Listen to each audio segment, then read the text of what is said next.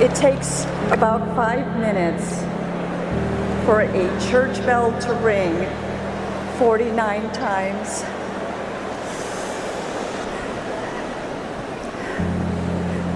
I know this because last month, my son Christopher, his boyfriend Juan, and 47 others were murdered at a club in Orlando.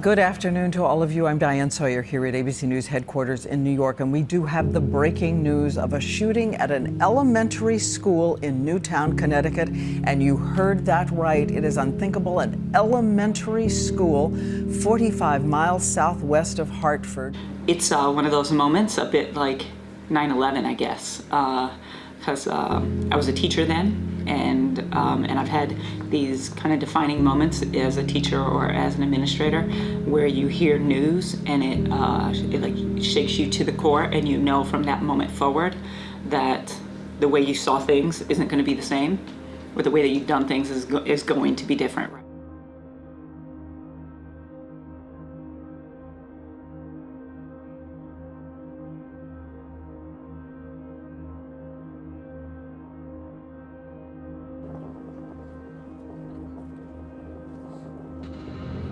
The Second Amendment is in the Bill of Rights because if anyone comes into your home and seeks to harm your family and harm your children, we have a God-given right to protect our families and protect our children.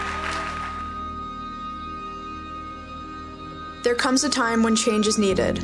If a system doesn't protect the safety and welfare of the American people, why should it be kept in place? Many Americans are unaware of loopholes which allow for people to purchase guns. In fact, over 80% of guns used in mass shootings were obtained legally. On February 27, 2017, a student brought a loaded gun into my school. From start to end, it was about 35 minutes, from the student entering the building to us having that weapon in our possession, which is awesome, but it's also like, that's the kind of thing that can keep you up at night. Like 35 minutes, what could have happened in 35 minutes? Yeah. What could have happened, what has happened, and more importantly, what will happen? If you really wanted to, there are ways to get in with a weapon. Just try to play it off like, it's fine, it's normal, something, it's not a big deal, because nobody ever thinks that's gonna happen to them, but then it does, and you're like, oh, okay, so this is like a real thing that can happen. For far too many Americans, the threat of gun violence is ever present, but it shouldn't be that way.